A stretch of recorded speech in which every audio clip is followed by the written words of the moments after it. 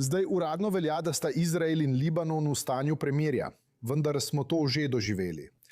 In v prejšnjih primerih je bila dinamika taka, da je Hezbolah prenehal, Izrael pa je streljal. Ampak tokrat ni tako. Vidimo, da Hezbolah zdaj nadaljuje napade na izraelske sile in skupnosti na izraelski severni meji. Kaj se je torej spremenilo pri Hezbolahu? No, to premirje prebivalci severnega dela Izraela imenujejo vojna med premirjem. Torej, mislim, da smo v vojni, popolni vojni z Hezbolahom. In danes je prvič po dolgem času, da so IDF napadli cilje v severnem Libanonu, 150 km od meje. To je nekaj novega. In mislim, da je to ena od poti. Opozorilo Hezbolahu, da če bo nadaljeval s svojim načinom ogrožanja vojakov in seveda, mislim, tudi ciljanjem civilistov, potem Izrael ne bo imel druge izbire, kot da bolj radikalno posreduje v Libanonu. In to bi pomenilo večji vdor, kopenski vdor naših sil v Libanon, ciljanje določenih visokovrednih ciljev v Libanonu ter ciljev v vodstvu, naprimer, kot smo to storili v preteklosti. In do zdaj tega ne počnemo. Tega ne počnemo, ker obstaja ameriški diktat, da tega ne storimo. Da ne razširimo obsega spopada na Bejrut in druge dele. Ampak mi smo tam, Izrael postopoma napreduje in mi napredujemo. Nismo še v Dahiji, ampak smo napredovali v dolini Beka, v severnem delu Libanona. In Hezbolah mora vse to takoj občutiti. Tako je. Ampak, kot ste rekli, smo v vojni, to je vojna izčrpavanja in točno to si Hezbolah želi. Želi, da bi bili izraelski vojaki omejeni na določeno območje. In to območje so določile Združene države Amerike, ki pravijo v redu, ne več kot 10 km v notranjost Libanona. In zaradi tega, ter zaradi razumevanja Hezbolaha, da se Izrael podreja in uklanja pritisku Washingtona. In zaradi uspeha, za katerega menijo, da ga ima Iran v pogajanjih z Washingtonom, menijo, da so opogumljeni, da so lahko veliko bolj agresivni proti Izraelu. In kot je rekel Naim Netanjahu v svojem zadnjem govoru, je ali mučeništvo ali zmaga. Torej, ni mogoče združiti obeh. To je njihova odločitev. In odločitev se zdaj sprejema tudi glede na druge dejavnike.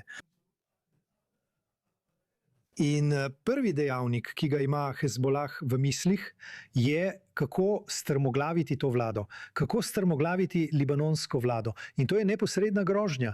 Če boste nadaljevali pogajanja z rdečimi, potem ne bodite presenečeni, če bomo šli na ulice. Torej, prišli bomo do te zelo nenavadne grožnje, ki jo je izrekel Kasem, ampak dotaknili ste se pogajanj med ZDA in Iranom. Zdaj, ne glede na to, ali je premirje v Libanonu predvideno v tem dogovoru ali ne, bo situacija ostala takšna, da so izraelske sile na terenu. In Hezbolah je prisegel, da bodo, dokler bodo izraelske sile ostale, nadaljevali z napadi. In izraelske sile bodo tam ostale, dokler Hezbolah ne bo razorožen, kar je proces, ki lahko traja leta. Ali je torej to nekaj, kar lahko IDF prenese?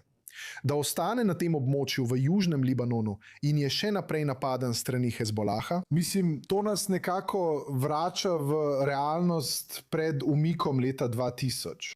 Če sem iskren, mislim, po mojem mnenju, po mojih izkušnjah v Libanonu, ne verjamem, da nam bo ta varnostni pas 5 ali 10 kilometrov zagotovil varnost, ki jo potrebujemo v Libanonu. Uničili smo 29 vasi v prvi vrsti, drugi vrsti, tretji vrsti. Zdaj smo prisotni v več kot 68 vaseh, ki so večinoma uničene.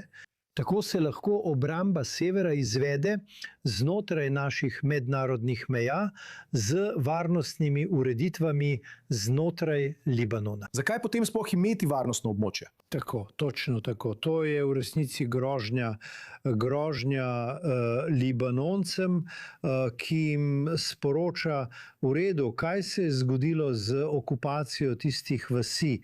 Skoraj 1 milijon Libanoncev je pobegnilo proti severu.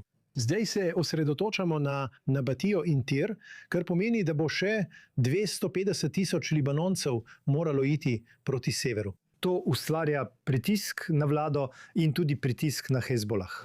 Torej pravite, da je ta varnostna cona bolj pritisk kot pa varnostna nuja. Kot ste rekli, mislim, da smo imeli izkušnjo od leta 1982 do leta 2000 in ni prav veliko pomagalo.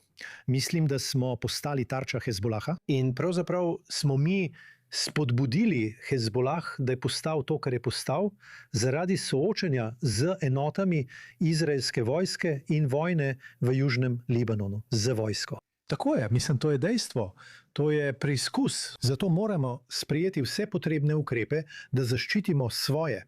In če postavite vojsko med Libanon in vasi na severu, potem lahko tudi mi postavimo vojsko in vasi v enak položaj za našo mednarodno mejo.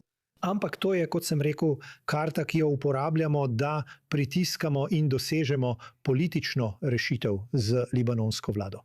In zdaj moram nasloviti eno stvar, ki ste jo prej omenili, kot da je namen teh pogajanj normalizacija odnosov z Izraelom. O tem Libanonci ne govorijo. Libanonski pogajalci skupaj s predsednikom Libanona govorijo o pogajanjih glede umika Izraela in obnove juga. Ni niti besede o normalizaciji ali varnostnem dogovoru z Izraelom.